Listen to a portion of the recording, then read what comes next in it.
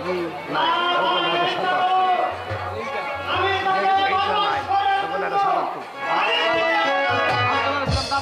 Colour মানে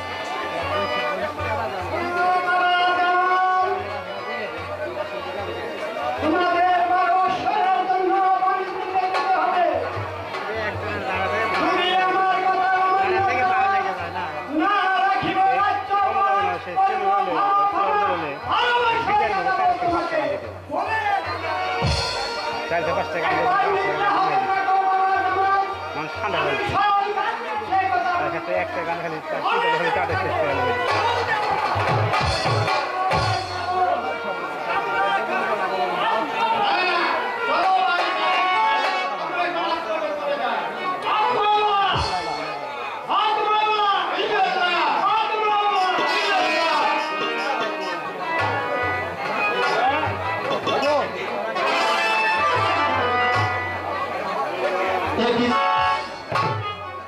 দেখি আমি স্বপ্নে দেখলাম কে ছিল এসে আমাকে বলে গেল, শোনো বাবা জামাল, একবার তুমি নিদ্রা হতে জাগো, তোমাকে যে 12 বছরের জন্য বাণিজ্যে যেতে হবে, যদি তুমি অমান্য করো আমার কথা, না রাখিব রাজ্যপাল, করিব ফানা ফানা, 12 বছর কাঁদব বলে দাদা।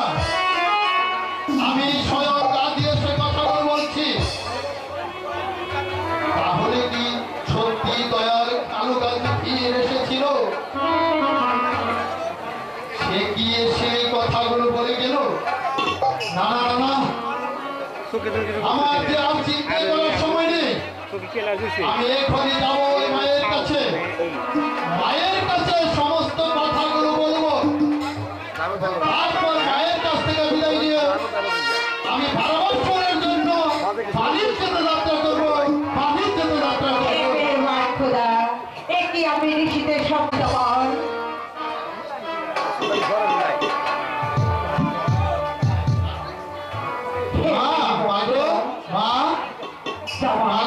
পুত্র, তুমি এসেছো, আমাকে আশীর্বাদ করো মা। আজ নিশিতে আমি ঘুমিয়ে পড়েছিলাম, কে ছিল এসে আমাকে বলে গেল, উঠো বাবা জামাল, তোমাকে যে 12 বছরের জন্য বাণিজ্যে যাত্রা করতে হবে, যদি তুমি আমার কথা অমান্য করো, না রাখিব রাজ্যপাল, করিব ফানা ফানা, 12 বছর কাটাবো। আমি স্বয়ং কাজে এসে কথাগুলো বলছি। মাঘু, আপনি আমাকে হাতে মুখে বিদায় দেন, আমি যে 12 বছরের জন্য বাণিজ্যে যাত্রা করব, এ হচ্ছে আমার পীরের আদেশ। পীরের আদেশ, পীরের আদেশ আমি অমান্য করলে তাতে যে আমার অমঙ্গল হবে। মা, তোমাকে আমি বিবাহ করেছি, কিন্তু আমি ভুলে গেছিলাম যে তোমাদের বংশে রেওয়াজ আছে বিবাহ করা মাত্র সে বাণিজ্যে চলে যায়। তাই তো জিন্দাবের কালো গাজে তোমাকে স্বপ্নে দেখেছি, তুমি এই মুহূর্তে ছুটে যাও বাণিজ্যের জন্য। কিন্তু একটি কথা, তোমাকে মা কমলার কাছ থেকে বিদায় নিতে হবে। মা কমলা যদি তোমাকে বিদায় দেয়, তাহলে তোমার কার্য হবে ফাতে, তাছাড়া তোমার কার্য হবে না কাজে। ঠিক আছে মা, আমি আপনার কথা মতো এখন আমি কমলার নিকট চলে যাচ্ছি। কমলার নিকট থেকে বিদায় নিয়ে আমি আজই ওই 12 বছরের জন্য বাণিজ্যতে রওনা করব। আপনি আমাকে আশীর্বাদ করুন মা, আপনি আমাকে আশীর্বাদ করুন। তোমাকে আমি আশীর্বাদ করি বাবা জামাল। তুমি যে বাণিজ্যতে যাবে, তুমি সঙ্গে নিয়েছো কাকে? কেন মা? আল্লাহ নবী দয়াল কালু গাজী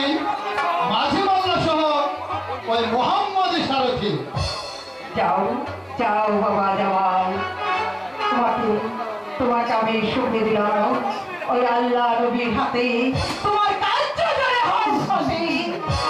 তাই তো আমি আমি তোমাকে বিদায় দিচ্ছি আমার এই অন্তরে অন্তর থেকে। তুমি ভালোভাবে যাও। আপনি আমাকে আশীর্বাদ করুন মা, আপনি আমাকে আশীর্বাদ করুন। যাও যাও পুত্র, আশীর্বাদ, আপনি আমাকে আশীর্বাদ করুন মা, আশীর্বাদ। জামাল চলে গেল পুত্র।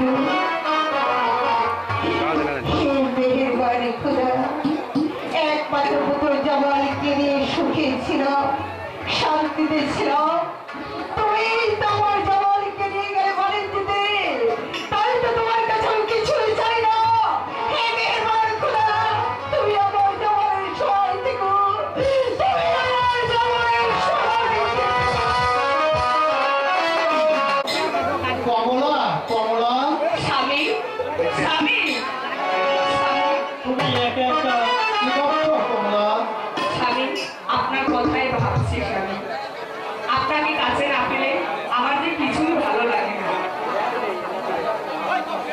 প্রিয়তমা, আমি এসেছি তোমার কাছ থেকে বিদায় নিতে। বিদায় নিতে? কিসের বিদায় স্বামী? বাল সাল ইত্যাদি। আমি 12 বছরের জন্য বাণিজ্যতে যাত্রা করব, তুমি আমাকে হাসি মুখে বিদায় দাও কমলা। না স্বামী, আমি আপনাকে কিছুতেই বিদায় দিতে পারবো না। আপনাকে বিদায় দিলে আমি একা একা এই 12টি বছর কেমন করে থাকবো স্বামী? আমি আপনাকে কিছুতেই বিদায় দিতে পারবো না। তুমি অবসর না কমলা, আসলে বাণিজ্যতে যে আমাকে যেতেই হবে। যেতে হবে? আচ্ছা স্বামী, আপনি যে বাণিজ্যে যাবেন আপনার সঙ্গে যাবে কে? আমি বাণিজ্যতে যাব আমার ওই দয়াল দয়াল বাবা কালু গাজীর সঙ্গে। কি কি বললে? ওই সাহসিকের দল বাচ্চা ছেলে করার ফকির, আকাশ পাতাল ভেঙে যায়, এক পয়সা খাজনা নেই, দাঁড়ে দাঁড়ে ভিক্ষা করে খায়, তার সঙ্গে যাবেন আপনি বাণিজ্যে?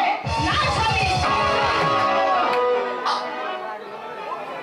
মুখ সামলিয়ে কথা বলো তুমি, নইলে আমি তোমাকে আরো কঠিন শাস্তি দেব। স্বামী, যাকে আমি বীর বলে ভক্তি শ্রদ্ধা করি, আর তুমি তাকে বলছো করার ফকির বলে নিন্দা করছো। স্বামী, আমার ভুল হয়ে গেছে স্বামী, আপনি আমাকে ক্ষমা করুন স্বামী। তুমি উঠো কমলা, মাঝে কোনো দোষ নেই, তুমি এবার আমাকে হাসি মুখে বিদায় দাও। স্বামী, আপনি যখন বাণিজ্যে যাবেন তাহলে আপনি বসুন, আপনাকে আমি বাণিজ্যের সাজন সাজিয়ে দিচ্ছি। কোথায় দাসী, আমার সাজনদানি নিয়ে এসো। সাজন দানি।